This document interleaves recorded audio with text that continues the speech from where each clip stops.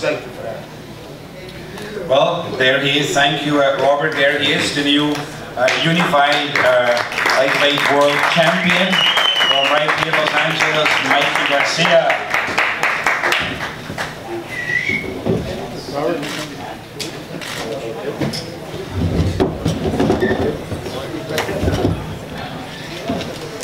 You guys have any questions for Mikey?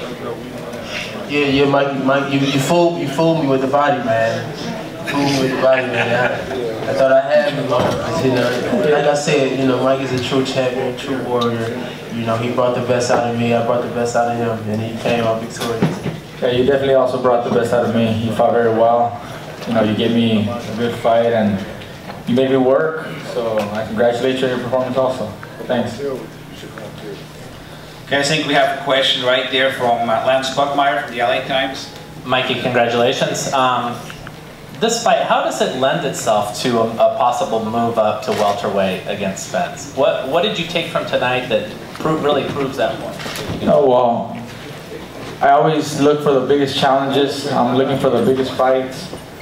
Ever since I came back, I wanted to, in a way, make up for the lost time. And I don't think there's any other way except fighting the best champions out there. We fought another undefeated fighter, undefeated champion tonight. There's no one else that excites me enough, that motivates me, and that can challenge me other than Errol Spence. And I'm willing to take that challenge all the way up just because that's the fight that I want. That's the fight that will motivate me the most. Hey, Mikey, back here. Mikey, straight back. Bad right field. Hey, congratulations on the win tonight. When you talk about Errol Spence, he came over and he spoke to some of us at ringside after the fight, and we asked him what he thought about it. And when he was concluding his remarks, he said he was licking his chops. He gave you respect for being a top-notch fighter, but it seemed like he didn't think that your size would translate to where he's at. What do you think about the fact that you're both tremendous fighters, but that he's so much bigger than you? No, that's a challenge. I am moving up all the way to welterweight. If I land that fight, it'll be my first attempt at welterweight, and I'm going against the top guy there, against the best in the division. I'm prepared to take on that challenge. Like I said, I'm here to challenge myself, and he is the best.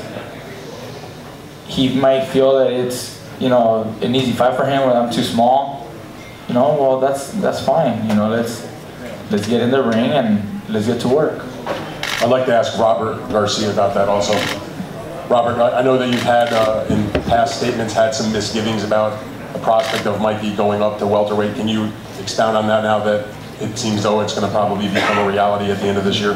Look, we've always said that we shouldn't move too fast and take that challenge right now because, we're doing great at lightweight and even junior welterweight, but that's what Mikey wants, and we know that he does have the skills, he has the time to compete. It's not going to be easy, and Mikey said before, he loves those challenges, and this will probably be the first fight that he's ever had where he's going to be the underdog, and I think that's what's going to motivate him even more.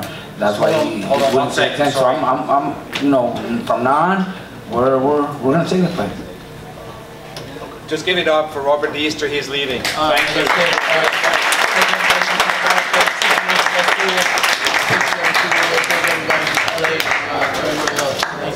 you.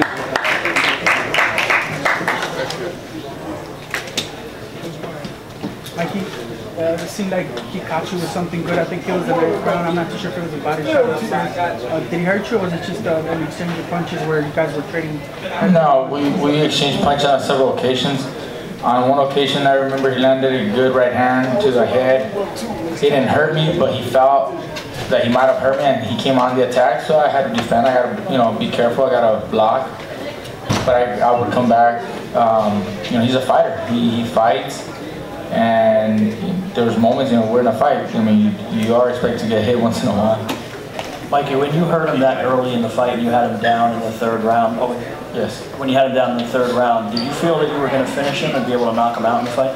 No, not right away there. He got up. He wasn't completely hurt. I I caught him with a good right hand and then that left hook that put him down, but he wasn't out. You know, I could see it in his eyes, I could see it in his body. You know, he was wide awake. It's not like he was, you know, to the point where I could finish him off.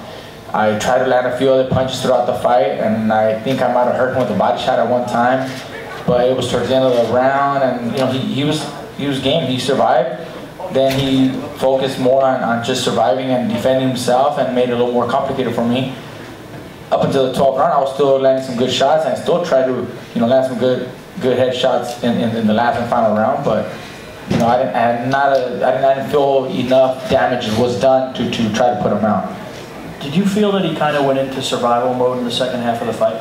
There was a few rounds where he did. I think he went a little more defensive. You know, I don't know if you want to call that survival mode. Maybe he was a little hurt from that body shot, or maybe he felt a punch upstairs that might have hurt him. And he's smart. He's a champion. He wanted to, you know, survive, get his bearings again, and I mean, he made it to the 12th round. Mikey, talk about his jab. Do you feel if he would have popped the jab more, it would have given you more difficulty? Or did you guys have that plan? I felt, coming into the fight, I felt, we all thought, you know, he was going to try to use that jab and use that reach. So we were prepared for that. He really wasn't snapping it hard. He was just, you know, throwing it out there. So I just had to wait for the right time, the right distance and range for me to be able to land. I landed some good jabs on him, you know, even though he had the reach. You know, I was able to time it perfectly and land a solid jab. And I think he respected that enough because he would move back. Do you see any similarities? You see, obviously Errol's at 147. Do you see any similarities in the style between Easter? Look, I think it's a different fight. Errol spins the southpaw. He bangs to the body a lot. It's a different fight. This guy Easter was fighting, trying to use that distance, but it's just a whole different fighter. Robert, question for you in the back here. Lomachenko is a top-ranked fighter. We know the history there with Mikey with Top Rank.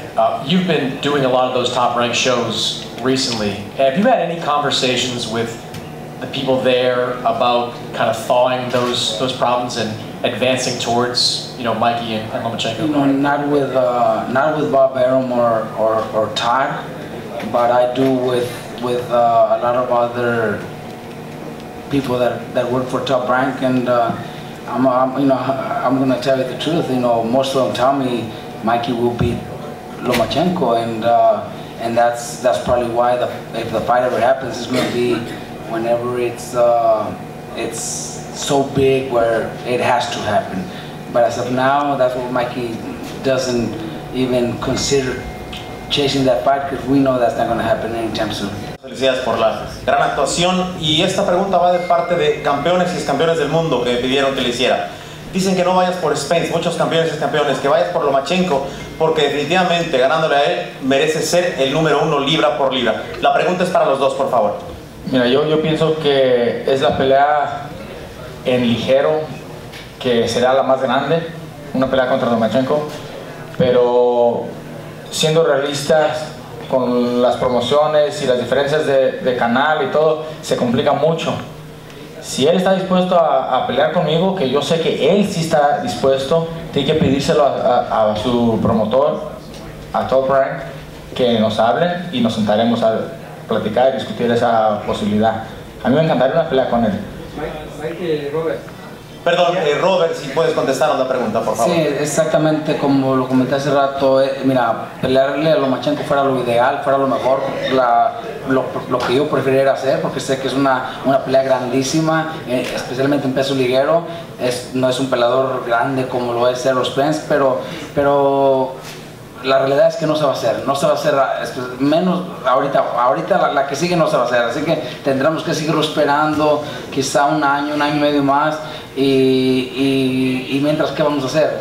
Claro. No hay nada más en ligero para Mikey, así que lo más posible es que vamos buscando otros retos más grandes, y un día, si de aquí a un año y medio, 2 años, es la pelea suficientemente grande para hacerla, entonces va a ser, pero en estos momentos no creo que sea. Mike, finalmente, ¿qué le dice a todo el pueblo mexicano, la raza que literalmente atiborró el Staples Center? La verdad que te apoyaron mucho. ¿Qué le dice a la raza? Me recibieron muy bonito, me da mucho gusto que me hayan venido a apoyar.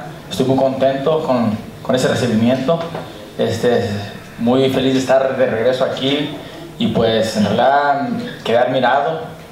Me brindan de emoción en realidad cuando estoy saliendo y que miro todo el público. Ese es un sentimiento muy especial. Entonces, muchas gracias a todos por ese apoyo. Una Mikey para los dos. Volviendo a la pelea esta noche, mi puntuación fue 107 a 120, no vi ganar un solo round a Robert, Mr. Junior. Pero no te faltó un poquito, porque él no presentó pelea, él no hizo nada por ganar. Tú forzaste la pelea desde el principio, fuiste para adelante, pero no te faltó tirar más al cuerpo. Había ocasiones donde se presentaba quizás una oportunidad, pero para poder trabajar bien al cuerpo necesitaba yo que él se parara a medio ring. Cuando estaba moviéndose es más difícil cuando se mueve. Y aunque lo llevé a las cuerdas en ocasiones, se movía y se quitaba, entonces no hubo tanta posibilidad. En una ocasión sí le pegué un buen gancho al hígado que parece que lo lastimé un poquito, pero fue al final del round y sobrevivió y después ya menos se paraba.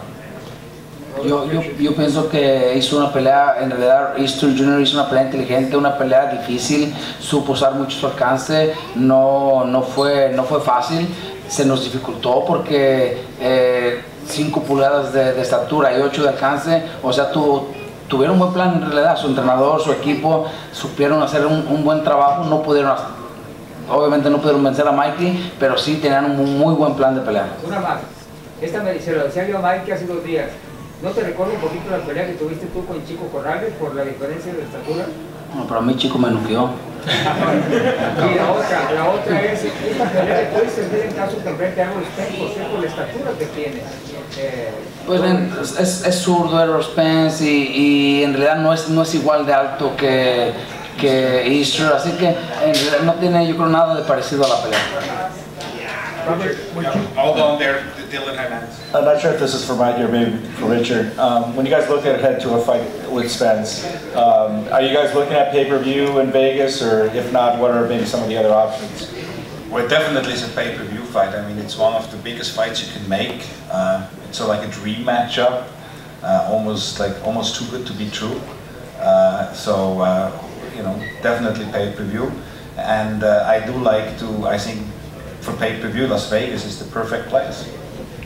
But I do believe with this huge turnout Mikey had tonight here, as I mentioned, it was slightly bigger than what we had for Mars and Santa Cruz, but for Mikey to come back here after 7 years, I mentioned it before, Los Angeles Staples Center has its 4th franchise here after the Lakers, the Clippers, and the Kings. They have the Garcias now, Mikey Garcia, and I think this building here is going to see much more of Mikey Garcia. Richard, from a promoter standpoint, what's the next step and how fast does that happen? Well, Mikey is his own boss, so Mikey will be calling the shots, and I think the good foundation is that Mikey and Errol Spence both seem to want to have the fight. They both have the same advisor, so you know, I mean, we'll see how quickly it can be put together. But usually when 2 fighters want to fight, 2 fighters who are in control of their own destiny, you know, it's relatively easy to get stuff done. Mikey, over here. I'm back. You know, in the first couple of rounds, you know, Robert got his punches in, jabs to the body, but in the second and third round, you started to look a little more comfortable, and once you got the knockdown, starting the 4th round, you kind of look a little more lively, had a more spring in your step. Did that knockdown kind of help alleviate a little bit of the pressure when it comes to fighting Robert? I like to be patient early on in my fights anyways. First couple rounds, I'm feeling my opponent, you know, finding that distance, that range, feeling his speed, his power. So it was just a matter of time before I started to get on the attack, get my rhythm going. Just so happens that I knocked him down in that 3rd round. But, you know, I started getting that rhythm going, and after I noticed that I could hurt him and I felt that I was starting to take control, you know, that was it. There was no turning back, no walking back. lastly, obviously you want to fight Errol Spence all the way at 147, and winning that title would give you a world title in 5 different weight classes. What does that mean for you legacy-wise to join an extremely elite and exclusive class of fighters winning a world title in 5 different weight classes? Well, that's why I'm trying to get that, because there's only a select few, and only the greats, have accomplished that feat. I'm here in search of that, and I'm not just trying to pick up a belt against nobody, against someone that just happens to be a champ. I'm going against the best. I'm trying to get the best fighter, the most, just dangerous man at welterweight. I'm trying to get that, because that's what I think it will, cement my name and put that, stamp of approval for everybody. No one else will be doing that. No one else is doing that right now. There's no other fighter on this planet doing what I'm doing. It's, as I said, dare to be great. Dare to be great. Very few do that. Richard, you said it's one of the biggest fights that could be made. How many pay-per-view buys do you expect this could generate? I know you've broken down the numbers a million times by now, I'm sure. I love to do pay-per-views, and I'm usually pretty accurate with my, with my estimation. So I think this is going to be a big pay-per-view, and I'm not going to tell you how many yet. But I always promote pay-per-views. I want to break records, and so we're going to do a big number with that. Question for Robert and Mikey. We've seen fighters in the past, like Roy Jones Jr. and Bernard Hopkins, utilize like a conditioning guru, like a Mackie Showstone, when they go up for a high-profile fight at a greater weight. Would you bring in someone like that, or not him in particular, but just some kind of like strength and conditioning guru? Look, it's kind of different the way things work with especially with Mikey. I said it to a few people before. This is like one of the first training camps that Mikey starts doing sit-ups. Maybe that's the start. Maybe that's the start to get himself to a welterweight. He hardly ever does sit-ups or pull-ups or push-ups or none of that stuff. He does his running. He runs very hard, and when we're in the gym, we do a lot of rounds of sparring. That's pretty much what what our training camp is about. The rest is something that we've never really used with Mikey. So it'd be something that moving up to welterweight, something that we would probably consider and maybe talk about before before I make a decision. It'll be between me, Mikey, my father, and the rest of the team. See what we decide to do. Well, I don't do a whole lot of physical training like that, but I think we'll have to use a little more and implement some different exercises, because I am going to be moving up all the way to welterweight. So I think the main thing would be the diet, change the way we eat, and maybe implement a little more physical core training for that. And also, obviously you're a great boxer, but Spence is like a big 47 who could even fight a 54. Like, how much muscle would you have to possibly add on to just deal with his strength and power? There's other things that I can try to use. I can try to use speed. I can try to use angles. I can footwork. There's a lot of things that I can use to overcome that height, the reach, the southpaw, the strength, all that. I'm prepared to do whatever it takes, to compete and win that fight as well. Mikey, when Spence visited us at ringside, he said he wants to do this fight this year, and he mentioned November. That might be a pretty quick turnaround. Would you be willing to do it as early as November? Well, I said I wanted to do before the end of the year. November's before the end of the year. I was thinking, November, December. It's not too far off. If we land on a date that we can, compromise there, I think we can have a good training camp, enough time. That's all that it takes. If we set a date that allows both of us to train, well for it, I have no problem. Mikey, just a quick question. Even though it was a left hook to drop him, you managed to land the right hand pretty frequently, and it seemed pretty easy. What was it about him or your game plan that you were able to land the right hand? He kept bending towards his right, so my right hand would actually come down and land a couple of times. It was hard for me to land it when he was standing straight up. Sometimes I'd miss. But it's just the timing. I had to figure out the right time for me to let go of that right hand. That left hook that dropped him came after a right hand. You know, as he was pulling back, I caught him with the left hook. On other occasions, you know, I landed a good left hook. I mean, we were ready to do whatever it takes, you know, and we practiced a lot in the gym, and, you know, we knew it was just about getting that right distance, that right range, so that I could let go of my hands. Mikey, you know, there's been a lot of talk about, you know, you haven't faced a fighter that big, but Spence also to this point has only faced really like Kell Brook, right, as far as like a world-class fighter. He hasn't faced a boxer like you, and I know you keep saying that you've seen something in his game. Do you think that he'd be in for a surprise as far as your boxing ability and angles and footwork and those sort of things? He's a terrific fighter. He's an experienced fighter, and you know, he's very strong. You know, he's a dangerous man. So I don't know if I can surprise him. I think, you know, he's got the experience. He knows, you know, the kind of fighter I am. But I think what will surprise him is how well I can do other things. If you're standing on the outside, you know, everybody can just see a simple guy, just straight 1, 2. Nothing special about that. Ask any of my opponents what they feel after the fight. Is it easy? Was it like they expected? I think they'll all tell you it wasn't what they expected. Mikey, have you guys considered maybe when the fight gets made having some sort of stipulation where the Spence can't go over a certain weight, like rehydrate? I don't know if you thought about that. I think the IBF has its own regulations and laws on that, so I got nothing to ask. I ain't asking for no catch weight either.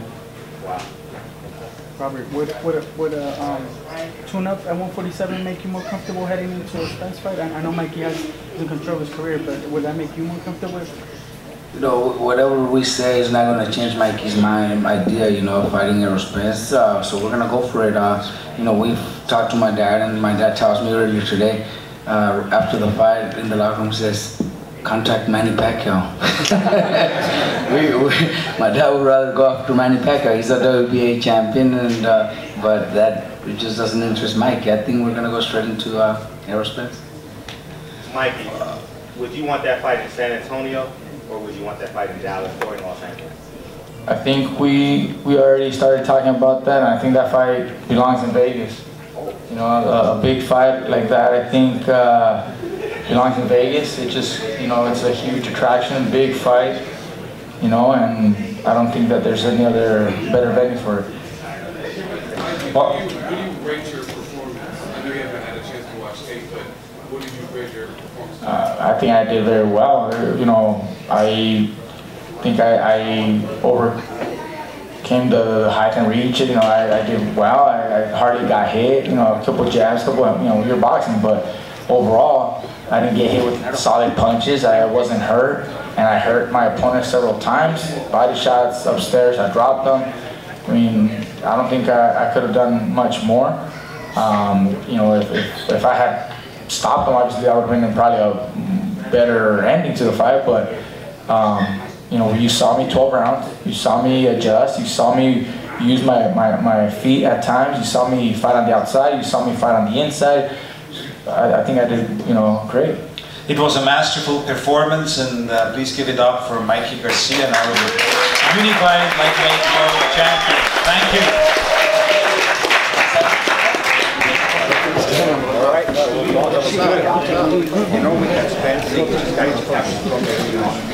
I got the red one now.